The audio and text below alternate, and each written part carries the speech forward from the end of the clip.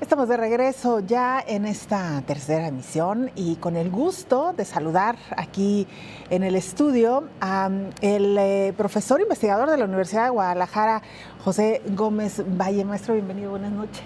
Muchas gracias, Belén. El gusto es mío y gracias por la invitación. Al contrario, gracias. Gracias por aceptar esta charla. Y justo hablábamos un poquito antes de entrar al aire sobre este estudio relacionado con la participación empresarial en la política jalisciense, sí. Justo con la llegada de la alternancia a nuestro estado. Para quienes nos están viendo y sobre todo las generaciones más jóvenes, recordar que corría el año 1995. 95, exactamente. Si no me equivoco, cuando este estado, por cierto, fue de los primeros en tener alternancia política. Así es. Pasamos de todo un periodo larguísimo, bueno, pues desde que el país o el estado elegía a sus gobernantes, gobernados por el Partido Revolucionario Institucional, hasta 1995, en donde en Jalisco gana la elección el exgobernador Alberto Cárdenas Jiménez, proveniente del Partido Acción Nacional. Y de ahí usted se arranca, maestro. Bueno, es un fenómeno muy particular que se ha dado aquí en el caso de Jalisco. A nivel nacional también se había dado, pero fue antes aquí en Jalisco, ¿no? O sea, a partir del año 2000, cuando llega Vicente Fox a la presidencia de la República, se da pues la llegada de alguien que venía de una cúpula empresarial, alguien que venía del sector empresarial. En el caso de Jalisco ya había sido en 1995 con la llegada, como ya bien lo referiste, de Alberto Cárdenas Jiménez. Pero si nos vamos un poco más atrás para ver cómo se hace esta interacción entre las cúpulas empresariales y el poder político en Jalisco, bueno, en tiempos que también ya mencionaste de la hegemonía del PRI, las cúpulas empresariales actuaban más como un órgano de consulta, con una presencia más o menos testimonial. La vicepresidencia de Guadalajara, desde los 50 del siglo pasado hasta 2003, que desapareció esa figura, siempre se entregaba a un representante del sector privado. Y eran eso, organismos de consulta, eran consejeros sobre ciertas políticas, sobre ciertas actuaciones, pero se empieza a dar un fenómeno, ¿no? La crisis del 94, crisis políticas y crisis económicas en el país, empezaron a darle al sector empresarial pues como mayores herramientas para buscar incidir de una manera mucho más protagónica. Y así es como se da. Con la llegada del PAN aquí al gobierno de Jalisco, con Alberto Cárdenas Jiménez, pues ya vimos que personajes que provenían de las cámaras empresariales, del sector empresarial, de las élites, de las cúpulas empresariales, empezaron a tener ya participación, pero ya no como consejeros, ya no como organismos de consulta, sino directamente en la titularidad de diversas secretarías y dependencias, sobre todo aquellas que tenían que ver con las finanzas, con la administración, con la innovación posteriormente. Y ese es un fenómeno que no ha parado, incluso se ha acentuado en el actual gobierno. Por ejemplo, en un análisis que yo hago de los últimos 30 años, es decir, de los últimos 5 gabinetes o de los últimos 5 sexenios, más el actual, hay un crecimiento de este tipo de personas que provienen del sector empresarial, ¿no? Ya con mayor incidencia, repito, y ahora ya ejecutando políticas públicas. Hay un fenómeno ahí que se conoce como la puerta giratoria, en donde hay un intercambio, digamos, de personas del sector público al sector privado. Ahorita se da únicamente en un sentido, del sector privado a la función pública. Y eso, bueno, pues puede tener varias connotaciones. Claro, y lo mencionaba ya porque justo el actual gobernador Pablo Lemus, recordemos que viene de las cúpulas empresariales, de la dirigencia de la Coparmex, bueno, además de otras actividades que realizó incluso como comunicador. Sí. Pero sí, justo su origen viene del sector empresarial. Así es, ese es un caso, digamos, el paradigmático de todo este proceso, de todo este proyecto de investigación que yo estoy desarrollando, que he desarrollado en los últimos años, es precisamente eso. O sea, el actual gobernador, bueno, fue líder juvenil de la Coparmex, fue líder de la Coparmex, ya fue presidente municipal en Zapopan, ya fue presidente municipal en Guadalajara y ahora está en la titularidad del Poder Ejecutivo Estatal, pero lo que estamos viendo ahí también es que han llegado más integrantes de su gabinete que provienen de las cúpulas empresariales.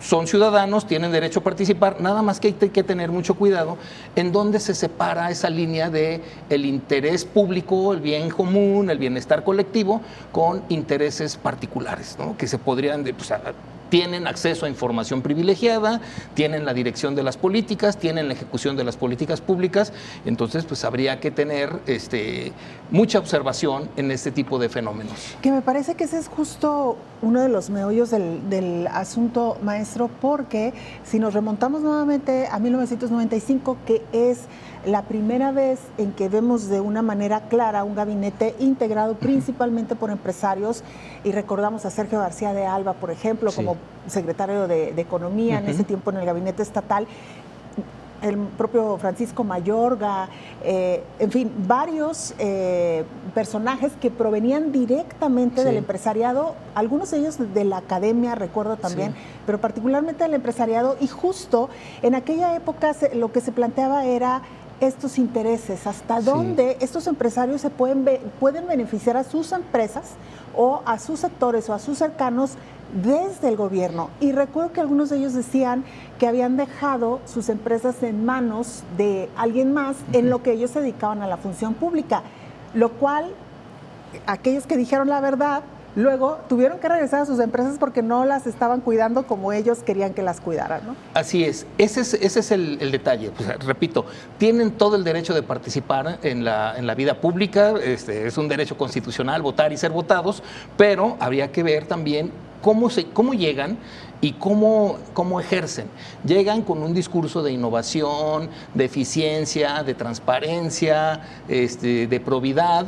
Y lo que hemos visto en estos 30 años de estudio es que no siempre se da en ese mismo sentido. No sé si me explico.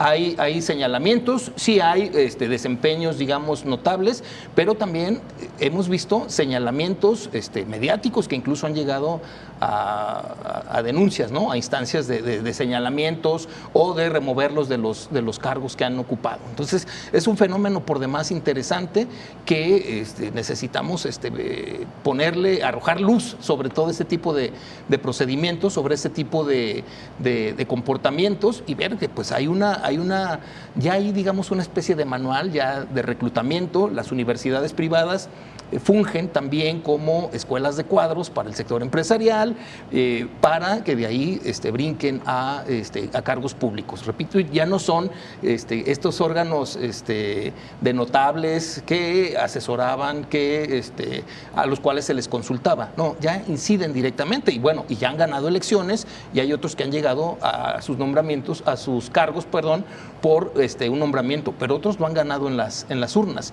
Ahí también tendríamos que ver qué está pasando con el sistema de partidos, ¿no? Claro. Que eso es otro de los fenómenos, otro de los hallazgos que he visto en mis investigaciones, que han logrado modificar el sistema de partidos, porque las élites empresariales no están casadas de una vez y para siempre con un partido político, ¿no? Se van acomodando a las coyunturas, a los contextos, al proceloso mundo de la política, para que cuando sus intereses son puestos, digamos, en entredicho o pueden ser trastocados, es ahí donde ya actúan de una manera mucho más protagónica. Claro, y quizá también valdría la pena recordar, maestro, cómo anteriormente las cúpulas empresariales tenían un peso y eran el contrapeso del gobierno en turno, lo cual cuando empiezan a involucrarse en los gabinetes estatales o incluso aspirar a cargos públicos, recordemos al primer presidente municipal de Guadalajara, justo en la alternancia, César Coll, que también venía del empresariado, pues cómo estos grupos empresariales en Jalisco, al comenzar a mezclarse con la clase política, pierden también de cierta manera, no quisiera decir pierden, pero se diluye este contrapeso que alguna vez representaron en el Estado. Así es. Se les ha preguntado, he hecho una serie de entrevistas a varios protagonistas de este fenómeno, y me señalaban, de ninguna manera aceptaban, por ejemplo, que hubiera servido como una especie de plataforma o de catapulta el organismo empresarial. Pero lo que vemos es que tienen acceso a medios, tienen una caja de resonancia que es mucho más amplia que la de cualquier ciudadano común y que en su momento también, o sea, como generadores de empleos, como generadores de crecimiento económico, también asumían una postura muy crítica y eso les hacía valer. Pero también, ahora hay que verlos, ahora están del otro lado. Exacto. Ahora están del otro lado, entonces esas críticas que hacían, creo que es válido que se las hagamos ahora que están del otro lado. En el gobierno. Maestro, nos quedan pocos minutos para concluir, pero sí quisiera preguntarle sobre el gabinete de Pablo Lemus.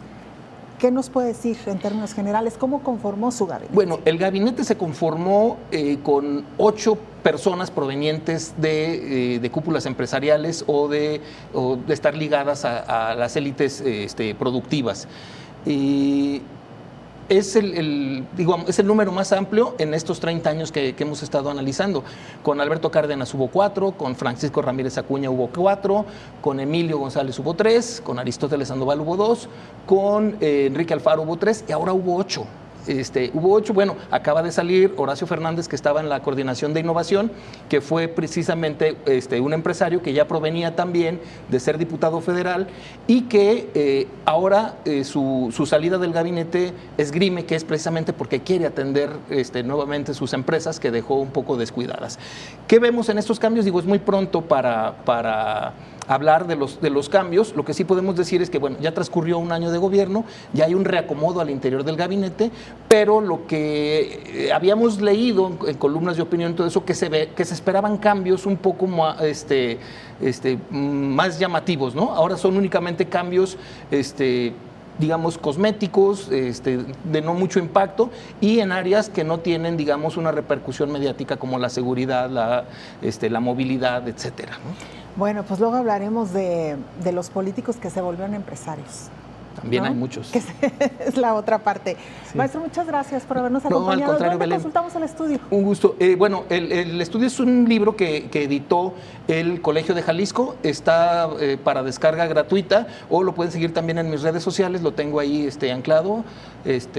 J. Gómez Valle en X, antes Twitter.